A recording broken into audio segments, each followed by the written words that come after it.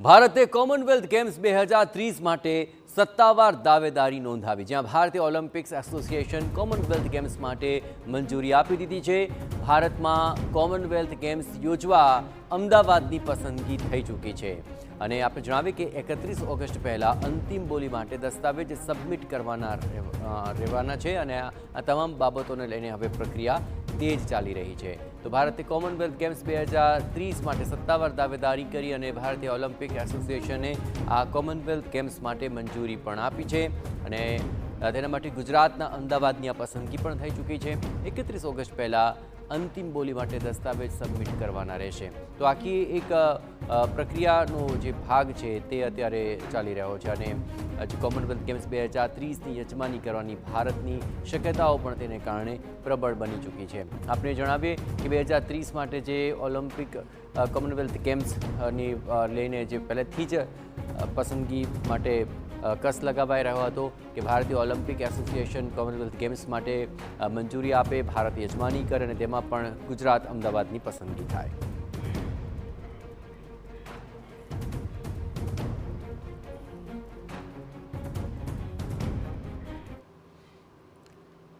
તો આ આખી પ્રક્રિયા શું છે અને તેને લઈને કઈ પ્રકારની તજવીજ અત્યારે ચાલી રહી છે, તમામ પર વધુ વિગતે વાત કરવા માટે જોડાઈ રહ્યા છે TV9 political editor Kinjal Mishra. Kinjal, Commonwealth ગેમ્સને લઈને પહેલેથી જ ઘણી બધી તૈયારીઓ ચાલી રહી છે, પરંતુ જે આખરી પ્રક્રિયાઓ છે એ પ્રક્રિયાઓ અત્યારે ક્યાં સુધી પહોંચી છે અને ક્યાં સુધીમાં એ ફૂલ પ્રૂફ દાવેદારી થઈ જશે અને તેની ફૂલ પ્રૂફ તૈયારીઓ શરૂ થઈ જશે, એ માટે અત્યારે શું તજવીજ આપ જોઈ રહ્યા છો?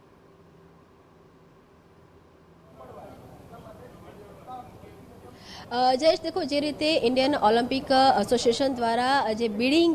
કરવામાં આવ્યું છે, ભારત તરફથી કહી શકાય કે ઓફિશિયલ બિડિંગ છે તે થઈ ચૂક્યું છે અને તેમાં પણ અમદાવાદ અને હોસ્ટ સિટી તરીકે બનાવવાની જે બિડિંગની અંદર પહેલ છે તે કરવામાં આવી છે। અમદાવાદની સાથે વાત કરવામાં આવે તો અને પણ કેટલાક જે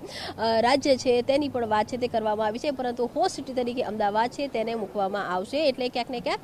ઓલિમ્પિક પહેલાંની ખૂબ મોટી સફળતા, જો આ બિડિંગની અંદર ભારતને સફળતા મળે છે તો ઓલિમ્પિક પહેલાંની ખૂબ મોટી સફળતા એ કહી શકાય ગુજરાત માટે ખૂબ સારો વિષય। એટલે કહી શકાય કે જ્યારે પણ આ પ્રકારની જે ગેમ હોય છે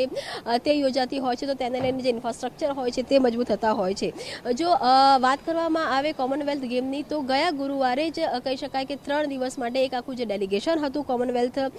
ગેમનું તે ગુજરાતની મુલાકાતે હતું કે જેની અધ્યક્ષતા હતી એ ડેરેન હોલે કરી હતી। અને જો ગુજરાતની વાત કરવામાં આવે તો અમદાવાદ અને ગાંધીનગરના તે 6 થી વધારે સ્થળોની તેમણે મુલાકાત હતી તે લીધી હતી, જેની અંદર નરેન્દ્ર મોદી સ્ટેડિયમનો સમાવેશ થાય છે, સરદાર સ્પોર્ટ સંકુલનો સમાવેશ થાય છે, રિવરફ્રન્ટની પણ તેમણે મુલાકાત લીધી હતી, મહાત્મા મંદિરની મુલાકાત લીધી હતી, IITની મુલાકાત લીધી હતી। ખાસ કરીને જે ગુજરાતમાં જે સ્પોર્ટને લઈને ઇન્ફ્રાસ્ટ્રક્ચર છે તે કેટલું મજબૂત છે, જ્યારે પણ આંતરરાષ્ટ્રીય પ્લેયર્સ જ્યારે ગુજરાતમાં આવશે, અમદાવાદમાં આવશે તો તેમની માટેની જે હોસ્પિટાલિટી છે તે કેવા પ્રકારની છે, તૈયારીઓ કેવા પ્રકારની છે, તો એ તમામ જે મુદ્દાઓ હતા તેની પર સતત 4 દિવસ સુધી જે બેઠકનો દોર હતો તે ચાલ્યો હતો, વિઝિટ હતી તે ચાલી હતી અને તે વખતે બિલ્ડિંગને લઈને પણ એક જે ડ્રાફ્ટની ચર્ચા હતી તે પણ કરવામાં આવી હતી। જે રમતગમત પ્રધાન છે હર્ષસંઘવી, તેમ સાથે પણ મુલાકાત થઈ હતી, કોર્પોરેશનના ઉચ્ચ અધિકારીઓ સાથે પણ બેઠકનો દોર હતો તે યોજાયો હતો અને માનવામાં આવી જ રહ્યું હતું કેમ કે 30 ઓગસ્ટ સુધી બિડિંગ